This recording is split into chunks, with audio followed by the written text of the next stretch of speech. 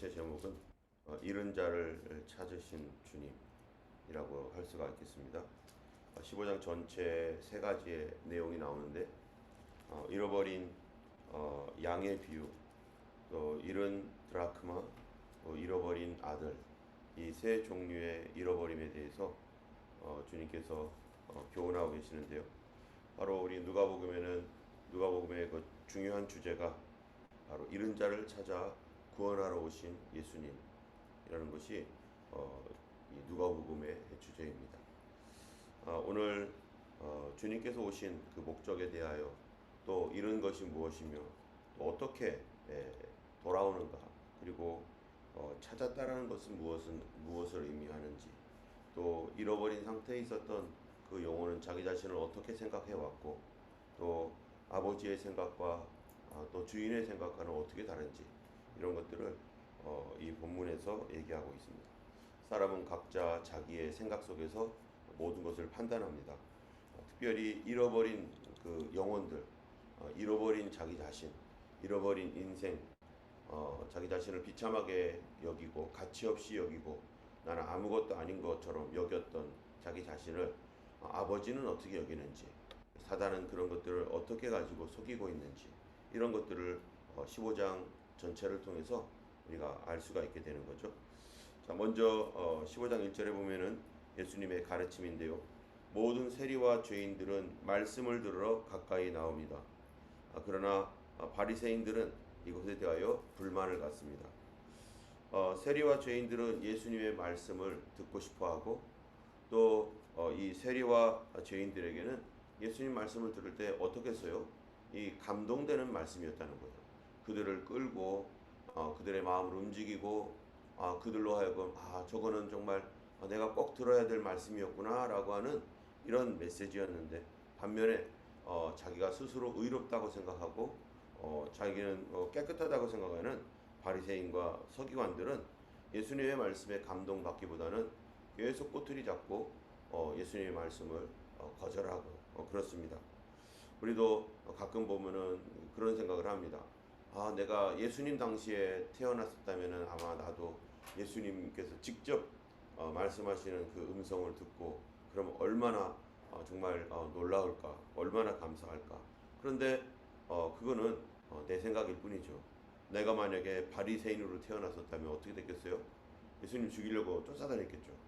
예수님 말씀 가지고 꼬투리 잡으려고 그렇게 했겠죠.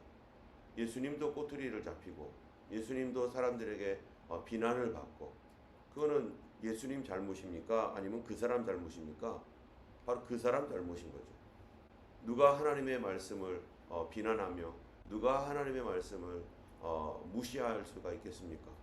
그런데 이 생명과 같은 하나님의 말씀, 우리를 사랑하여서 아들까지 아끼지 않고 우리를 위하여 다 목숨까지 내어주신 그 하나님의 말씀조차도 어떤 사람들은 거절하고 그거 가지고 비난하는 그런 사람이 얼마든지 있을 수 있는 것이죠. 이 바리새인들은 바로 그런 사람이었고, 내가 어떤 마음을 가지고 있느냐에 따라서 성경 말씀도, 또 하나님의 말씀인 설교나 또 여러 하나님께서 주시는 그런 감동들, 이런 것들을 내가 어떤 상태에 있느냐에 따라서 그 말씀을 사모하고 정말 꿀처럼 먹고 그것으로 성장하고 구원받을 수 있는가 하면, 어떤 경우에는 그것 때문에 걸려 넘어지고 그것 때문에 고난받고 고통받고 시기, 분노, 질투 속에 하나님의 대적자가 될 수도 있다는 것입니다. 때문에 우리 자신이 정말로 하나님의 말씀에 대하여 나는 바리새인처럼 하나님 말씀을 듣는지, 아니면 세리 죄인과 같이 그렇게 하나님 말씀을 듣는지, 우리가 내 자신의 그 상태들을 점검을 해야 됩니다. 예수님의 그 말씀은 어떠한 말씀인가? 주로 그거는요, 죄인들에 대한 구원입니다. 이 죄인들이 하나님의 나라에서 그들도 구원받기를 원하시고, 하나님께서 그들도 회복되기 원하시고, 그런 죄를 지었을지라도 다시 일어나서 힘차게 살아가기를 원하신다는 겁니다.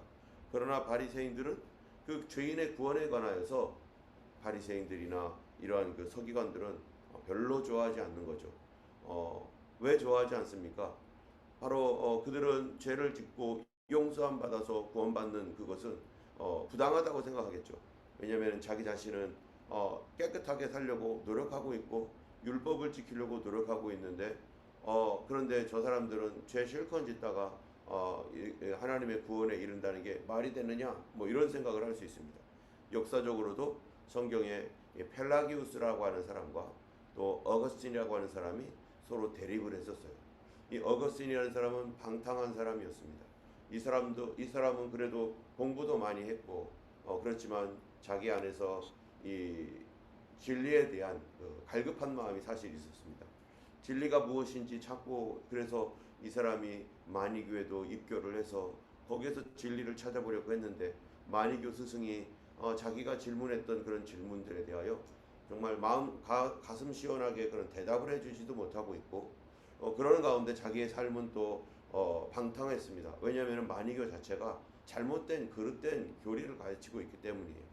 이원론이라고 하는 게 있습니다. 그래서 이 세상은 선과 악이 항상 싸우고 있다. 그래서 이 선과 악이 서로 싸우는 가운데 선이 이기면 내가 착해지고 악이 이기면 내가 악해진다. 내 안에 이 선이 강력하면은 내가 그 선한 일을 살 수 있지만 악이 나를 덮어버리면 내가 악해진다. 결국 거기에 무슨 의미를 가지고 있냐면은 나는 책임이 없다.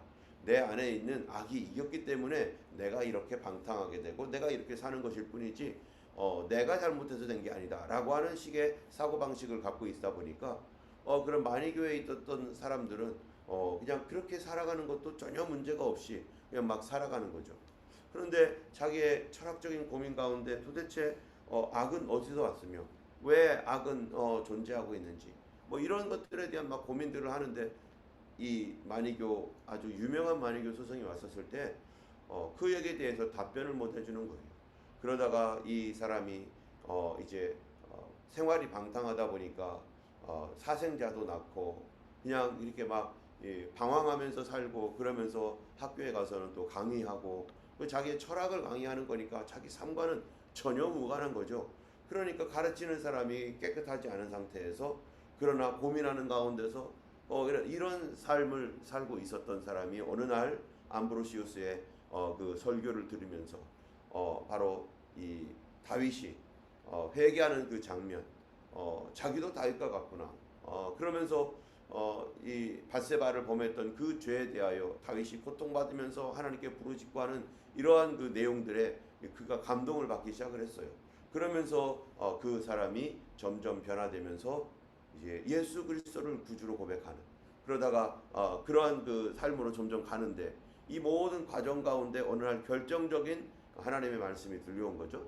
그것은 자기가 바깥에서 있는데 어느 날 갑자기 아이들의 노랫소리가 들리는 거예요. 책을 집어서 읽어라.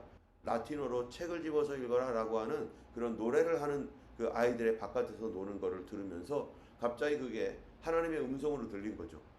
이것이 혹시 나에게 하나님께서 나에게 주시는 메시지인가 해서 그 즉시로 성경을 들어서 읽었는데 바로 로마서 14장에 보면은 12장인가요? 14장인가요? 이제는 자다가 깰 때가 벌써 되었으니 이는 너희 구원이 처음 믿을 때보다 가까웠습니다. 이제는 방탕한 삶을 벗어버리고 오직 예수 그리스도로 옷 입고 정욕을 위하여 육신의 일을 도모하지 말라. 이런 메시지를 읽으면서 그가 거기서 완전히 돌이키게 되었습니다. 그의 삶이 토탈리하게 바뀌어버리게 되었어요. 그리고서 이 어거스틴에 의해서 어거스틴이 다시 이제 성경을 보기 시작하고 그가 유명한 학자가 되었는데 성자가 되었죠. 그런데 그가 말하고 있는 것은 오직 은혜.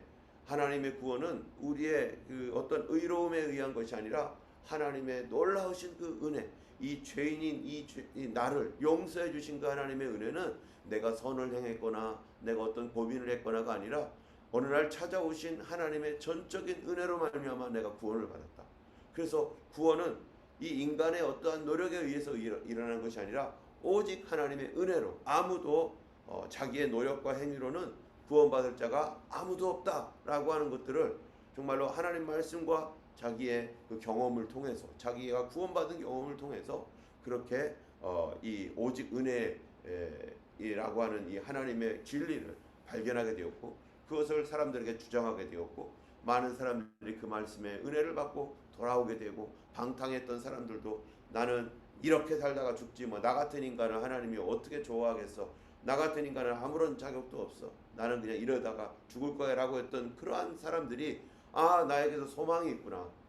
나를 구원하시는 것은 내 행위와 능력이 아니라 하나님의 은혜구나. 그러면서 정말로 이 잃어버린 둘째 아들이 막 방황하면서 막 방탕하게 지내다가 돌아갈까 말까 돌아갈까 말까 뭐 이렇게 막 고민했던 그런 사람들이 아 하나님께서 나를 받아주시는구나 라고 하는 오직 은혜의 이 말씀을 통해서 은혜 받고 많은 사람들이 구원을 받는 그러한 일이 일어났죠.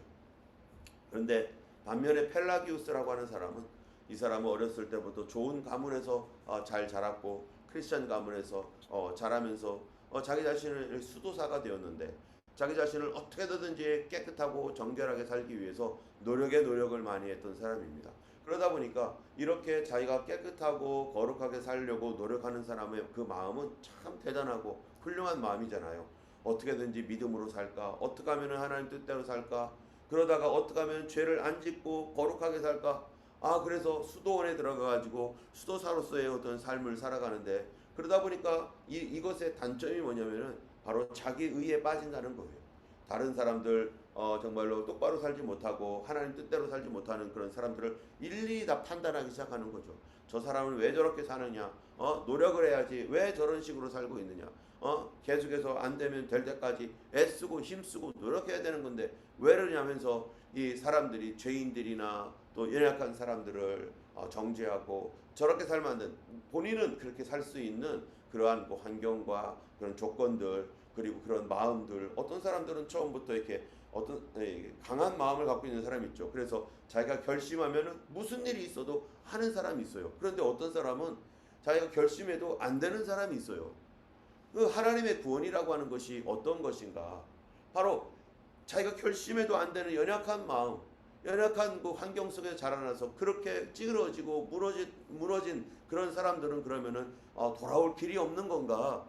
이 어거스틴처럼 이렇게 살아왔던 사람들은 자기가 결단을 한들 잘못된 생각과 사상 속에서 있으면서 그렇게 오랜 동안 습관을 갖고 살아왔던 그런 삶, 이런 사람들은 과연 자기 스스로의 노력으로 어떻게 돌아올 수 있을 것인가?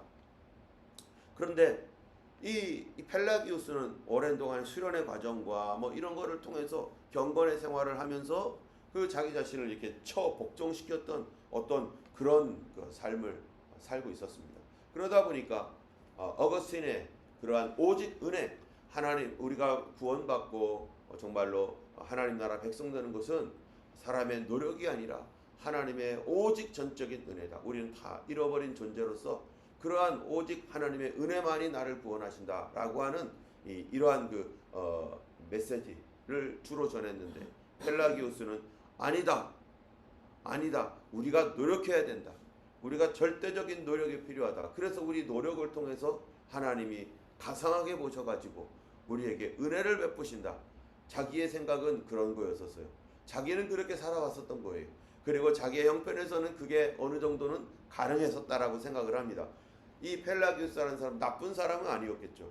그런데 다른 성경에 있는 이 진리를 통해서 정말로 하나님 아버지의 마음, 잃어버린 영혼을 찾는 하나님의 아버지의 그 마음으로 보지 아니하고 자기 자신의 어떠한 이 노력과 이런 자기의 경험들 이런 거를 통해서 이 펠라기우스는 구원에 관하여서 인간의 노력을 굉장히 강조합니다.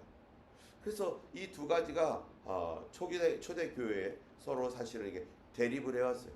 그런데 여러분 이 두 가지가 어떻습니까? 우리의 이 신앙생활하는데 노력은 안 필요합니까? 노력 당연히 필요하죠. 노력 당연히 필요합니다. 노력이 없으면 믿음 생활을 하려고 하는 애쓰는 노력이 없으면 우리가 새벽기도 못 나올 거예요. 아침에 일어나서 여기까지 억지로 나오고 또 몸이 막 천근만근 막 그런데도 아니야 오늘 은혜 받으러 가야지. 오늘 그래도 기도해야지 하고 나오는 거 얼마나 참 고상하고 얼마나 너무나 하나님 보시기에 기뻐하는 거 아닙니까? 그러나 또 반대쪽에서는 정말 그렇게 할 수 없는 사람들, 그렇게 안 되는 사람들에게 하나님께서 찾아오셔서 그 삶을 바꿔가시고 그가 돌아올 때 하나님 기뻐하시는 은혜로 막 받아주시는 이러한 그 사랑, 이 두 가지가 사실은 다 필요한 거죠.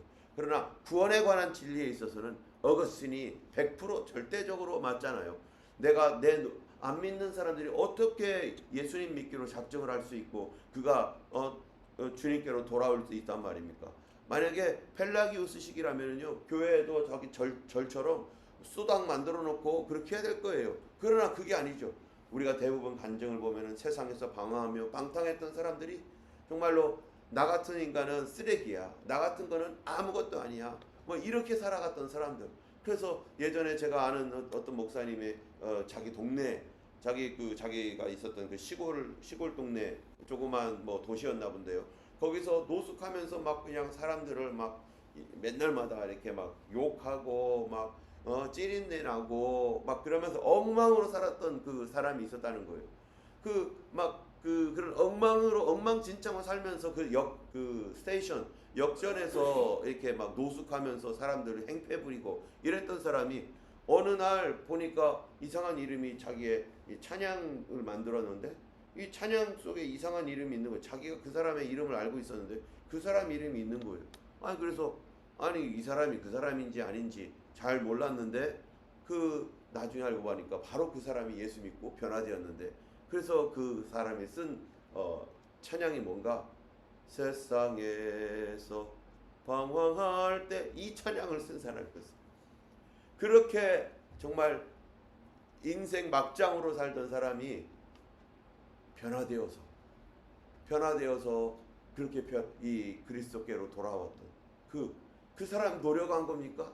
하나님께서 그 삶을 변화시켜 주셔서 전적인 하나님의 은혜로, 이 구원은 전적인 하나님의 은혜입니다.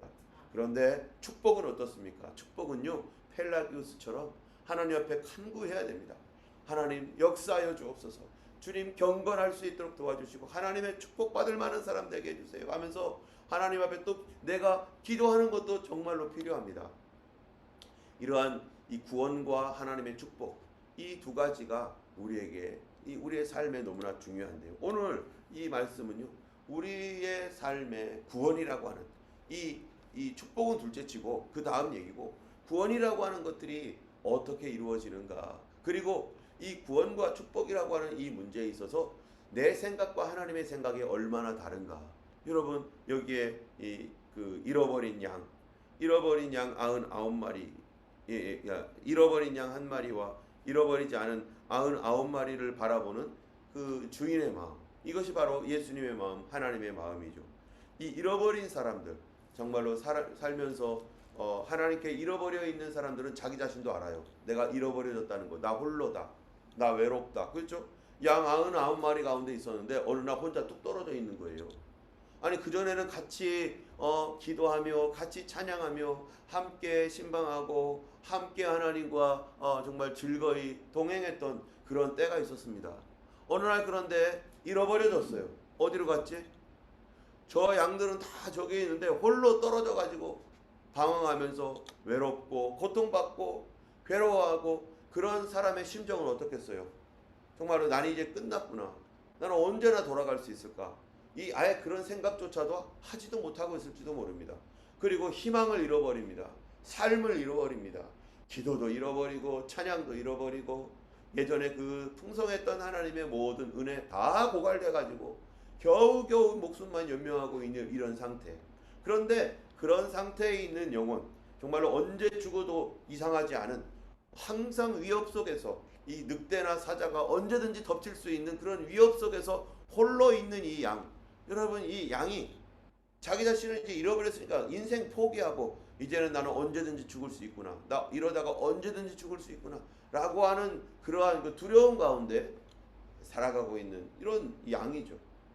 그런데 이 양을 바라보는 양 자신은 어떻게 생각할지 몰라도 양을 바라보는 목자의 마음, 참된 목자, 정말로 하나님께서 사랑하시는 자기의 양을 찾아내는 참된 목자의 심정은 어떤가? 양 99마리보다 이 잃어버린 양에 대하여 더 관심을 갖고 그 잃어버린 양을 위해서 계속해서 어디 갔는가? 어디 있지 도대체 어디 있는가? 하면서 찾아다닌다는 거예요. 잃어버린 양 자기를 하찮게 여길지는 몰라도 또 다른 양들도 마찬가지일지죠. 걔 어디 갔어 해놓고 그냥 하찮게 여길지는 몰라도 목자는, 참된 목자는 그 잃어버린 양을 절대로 잊지 않는 겁니다.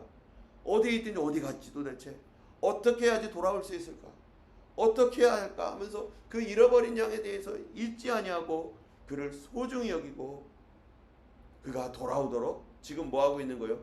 찾으며 찾는다는 겁니다. 여기에 4절에 보니까 찾아내기까지 찾아다니지 아니하겠느냐. 여러분 지금 오늘 누가복음의 이 15장의 내용이요, 무슨 내용이냐면은 목자가 어떤 마음을 가지고 있고 목자는 어떤 노력을 하고 있는가, 그런 얘기죠. 잃어버린 양은 찾아갈 수가 없어요. 스스로 어떻게 해야 되지 하면 방황하며 더 잃어버린 상태에서 위험이 자기에게 다가오고 있는 것, 그런 것들도 감지하지 못하고 보호받지 못하는 상태에서 있는데 목자는 계속 찾는 것입니다. 지금도 찾고 있다는 것입니다. 바로 그 찾아가는 과정이 바로 잃어버린 아들을 통해서 나타나는 거죠. 어떻게 찾고 있는가? 이 양은 자기는 홀로 있고 있는 그 순간에도 목자는 뭐하고 있다는 거예요? 지금 찾고 있다는 거예요. 목자는 계속해서 찾고 있다는 거예요. 그 찾고 있다는 게 무엇인가? 그 찾고 있다라고 하는 것과 같은 내용들을 바로 잃은 드라크마에서도 똑같이 말합니다. 어떤 여자가 10드라크마가 있는데 하나를 잃어버렸으면 등불을 켜고 집을 쓸며 찾아내기까지 부지런히 찾지 않겠느냐. 이 10드라크마라고 하는 거, 그게 뭡니까? 이 여인이 결혼을 하면은요, 이 자기의 관을 쓰는데 10개의 드라크마를 주렁주렁 매달는 특별한 의미가 있는 그런 관입니다. 이런 특별한 의미가 있는 것, 이 관인데 이 드라크마 한 드라크마가 엄청나게 비싼 것도 아니고 그냥 평범한 돈에 불과한 것인데, 그런데 이 드라크마는 10개 중에 하나란 말이에요. 자기가 어떤 기념품이 있는데 그 기념품의 장식인데 그 장식 중에 하나예요. 우리가 여성분들은 여러 가지 기념품이나 또 목걸이 또 귀걸이 이런 어떤 장식품이 있는데 아주 온전한 장식품이 돼야 되는데 거기에 하나가 또 빠졌어요. 갑자기 놀래라. 갑자기 거기에 장식품에 하나가 딱 빠져버렸던 거예요. 빠지니까 어떻게 됩니까? 이거를 어떻게 해서든지 찾아야 되는 거예요. 왜? 이 장식품에 그 파트가 없으면 불완전한 거고 보기 흉하고 그것이 계속 찜찜한 거죠. 바로 이 여성이 잃어버린 드라크마는 결혼식 장식으로 만들어진 10개의 드라크마를 온전한 장식으로 있는 이건데 그게 하나가 빠지니까 이게 어디 허리가 뭔가가 비어 있는 거죠. 온전하지 않은 거죠. 바로 하나님 나라에 내 존재가 뭐냐? 하나님 앞에서 내 존재는 내 자리가 거기가 있는데 내 자리가 비어 있는 이 모습을 보면서 주님이 항상 생각하고 있고 그거를 어떻게든지 찾아야 되는데 어떻게 해서든지 그걸 찾아야 되는지라고 하면 이게 없으면 이게 온전한 장식이 안 되니까 쓸고 닫고 도대체 어디 있는 거야 하면서 찾고 찾는 과정. 잃어버린 드라크마는 스스로 찾아오지 못합니다. 잃어버린 드라크마 스스로 찾아오지 못하는데 목자는 계속 찾고 있다는 거예요. 어디 갔나. 그런데 도대체 찾는다는 게 뭔가, 찾아와서 찾아지는 게 뭔가. 여러분 찾아지는 게 뭡니까? 목자는 지금 뭐를 하고 찾고 있는데 한번 이 6절과 7절을 보면 찾는다는 뜻이 뭔지를 이렇게 말하고 있어요. 6절 7절에서는 양을 찾은 것을 집에 와서 그 벗과 이웃을 불러 모으고 말하되 나와 함께 즐기자. 나의 잃은 양을 찾아내었노라 하니라. 찾았다는 거죠. 목자가 찾은 거예요. 그러면서 하는 말이 내가 너에게 이르노니 이와 같이 죄인 한 사람이 회개하면 하늘에서는 회개할 것 없는 의인 99으로 말미암아 기뻐하는 것보다 더하리라. 여러분 찾았다라는 게 뭡니까? 목자의 입장에서는 찾은 거예요. 목자의 관점에서는 본인이 여기 있다 하고서 찾았어요. 막 그냥 여기저기 헤매다가 드디어 딱 찾아서 딱 안았습니다. 그런데 양의 입장에서는 뭡니까? 양의 입장에서는요, 회개한 거예요. 내가 이렇게 살면 안 되는 거구나.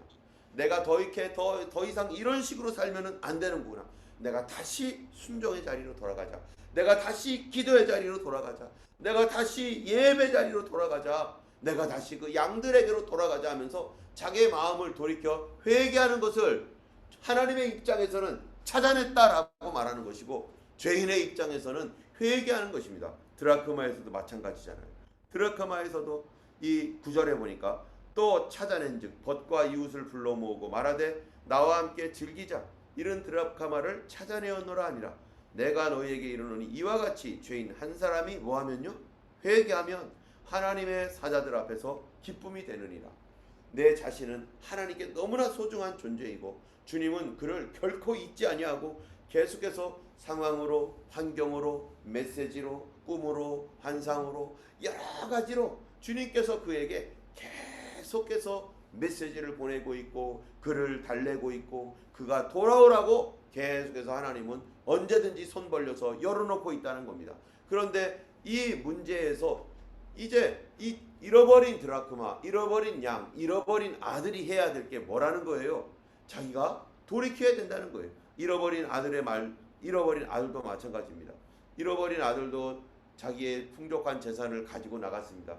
그 전에 여기서 하나님 앞에서의 부요한 것이 뭡니까? 은혜가 충만하고 기쁨과 감사와 감격과 기도의 응답과 성령의 충만함, 이런 모든 것이 있었는데 어느 날 무슨 이유인지 몰라도 세상이 좋아가지고 또 다른 어떤 이유로 인해서 주님을 떠나게 되었다는 거예요. 처음에는 떠났을 때는요, 내가 믿음 생활하면서 잘할 수 있어, 매니지 잘할 수 있지, 기도 생활 잘할 수 있을지, 찬송 예배 내가 끝까지 이것만큼은 내가 지킬 거야, 이러면서 세상에 한 달이 걸치고 하나님께 한 달이 걸치는 그런 삶을 살았다는 거죠. 그러다가 점점 뭐가 되는 거예요?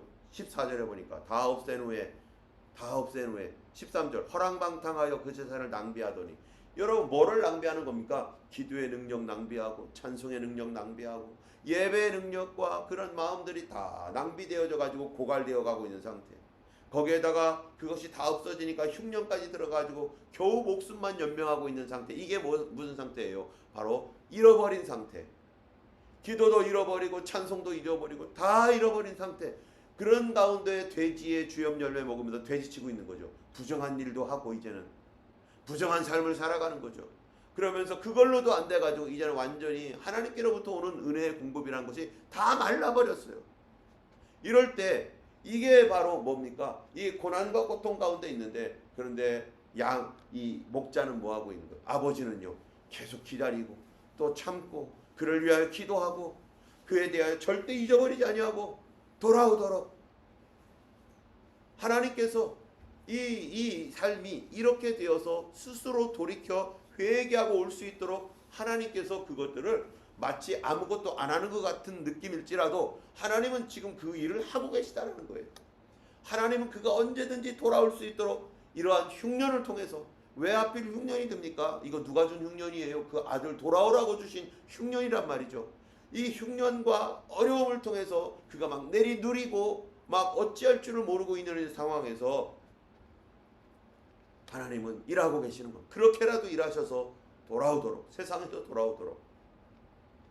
그럴 때 16절에 쥐염 열매 먹고 배를 채우져가 하는데 이젠 더 이상 견딜 수 없어서 17절에 이에 스스로 돌이켜 이르되 내 아버지에게는 양식이 풍족한 품꾼이 얼마나 많은가, 나는 여기서 줄여 죽는구나 하면서 자기 신세에 한탄하며 옛날에 은혜 받았던 것들, 옛날에 정말 성령 충만했었던 삶, 예전에 정말로 하나님이 어떻게 자신을 도와주었는지에 대한 그 놀라운 그러한 것들을 다시 생각해 보면서 나 돌아가고 싶다, 나 돌아가야겠다 하면서 뭐 한다는 거? 일어나서, 그냥 돌아가고 싶다만 생각만 하는 게 아니에요. 일어나서 다시 돌아오는 거예요. 한 발자국 한 발자국 가는 거예요. 다시 기도의 자리로 5분, 10분, 15분 이제는 기도하는 시간으로 돌아오고, 예전에 했던 말씀을 읽었던 삶을 다시 말씀을 펴서 한 절, 두 절 읽어보고, 그리고 또 찬양하고, 그러면서 계속해서 하나님께로 가는 과정. 이거 누가 하는 거예요? 아들이 스스로 돌이켜서 지금 한 걸음씩 한 걸음씩 한 걸음씩 걸어가는 이 모습을 하나님이 기뻐하면서, 자기 자신은 나 같은 거 받을 수 있을까? 나 같은 거 하나님이 참으로 용서할까? 나 같은 거 우리 아버지가 정말 받아줄 수 있을까라고 하는 수많은 고민 가운데서도 계속하는 거예요. 바로 그 고민을 하고 있는 모습들이 아버지께서 지금 일하고 있는 것이고, 나를 찾고 찾는 하나님의 그런 과정이고, 하나님이 이런 과정들을 어떻게 보신다는 거예요? 나는 나를 하찮게 보고 별거 아닌 것처럼 보더라도 하나님은 우리를 기뻐하신다는 거예요. 그렇게 돌아오는 것을 너무너무 감격하며 너무너무 기뻐하신다는 거예요. 그래서 아들이 돌아올 때 아버지가 어느 정도 돌아오니까 아버지가 딱 보고 은혜를 확 내려주듯이 아버지가 쏜살같이 달려가가지고 그가 돌아가지 못하도록 꽉 잡았어요. 다시 하나님의 성령의 은혜를 주시고 다시 기도에 불이 붙게 하시고, 그래서 돌아왔는데 자기 자신 너무나 부끄럽지만 아버지가 최고의 대우를 해주시고 하나님의 은혜로 다시 회복되는 이런 과정들. 하나님의 생각과 나의 생각이 다릅니다. 하나님께서 나를 보는 나와 내가 나를 보는 내가 다릅니다. 나는 드라크마 중에 하나, 잃어버린 드라크마, 잃어버린 양, 나는 끝난 양, 나는 더 이상 소망 없는 양, 이러고 있는 그 양인 양, 자기 자신을 그렇게 판단하지만 주인은, 목자는, 하나님은 어떻게 본다는 거예요? 나를 소중하게 보시고 그 99보다 더 소중하게 보시고, 이 9개의 그 드라크마 한 가지 거기 빠져있는 그 파트 볼 때마다 고통받으며 괴로워하시는 하나님, 그거를 어떻게든지 찾으려고 나의 의미, 나에게 하나님의 나의 자리가 있습니다. 나의 위치가 있습니다. 그 위치로, 그 자리로 다시 돌아오도록 하나님은 그거 보면서 장식이 아름답지 못한 거예요. 지금 하나님 보실 때 이 모습이 너무 아름답지 못하는 거예요. 여러분, 우리 교회에서도 누군가가 내가 있어야 할 자리에 그 사람이 없으면 어떻겠어요? 우리 가족 중에 있어야 할 자리에 우리 아들이 없어요. 우리 자녀가 없어요. 어디로 갔는지 나갔어요. 그러면은 그놈, 속썩이던 그놈 나갔으니 잘됐다 하는 사람이 어디 있습니까? 정상적인 부모라면요, 그 자녀의 자리가 항상 기억되고, 예, 언제 돌아오나 언제 돌아오나 그러면서 찾으러 다니고, 그게 정상적인 부모 아닙니까? 그게 부모의 마음이고, 아들은요, 내가 이렇게 방황하는데 부모님 나 안 받아줄 거야 하면서 그렇게 간단 말이죠. 여러분, 하나님 아버지의 생각과 내가 나를 보는 것과 하나님이 나를 보는 소중함이 완전히 다릅니다. 오늘 잃어버린 우리 가족들, 잃어버린 우리 형제 자매들 주님 앞에 고백하며, 주님, 그들이 있어야 할 자리가 비어 있습니다. 그 아름다운 장식 가운데 그들이 꼭 있어야 할 그 위치에 있는 그 영혼이 지금 어디에 가 있습니까? 예전에 예수님 사랑하고 의지하며 기도했고 같이 있었던 동료 중에 하나님, 그가 지금 사라졌나이다. 우리 교회에서도 그가 하나님이 어디 갔는지 지금 우리도 계속 기도하고 있습니다. 절대로 잃어버릴 수가 없는 거죠.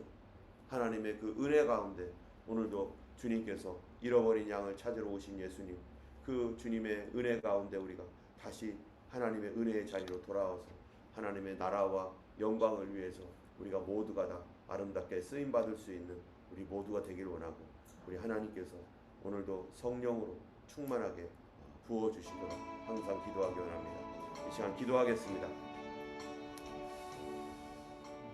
거룩하신 하나님,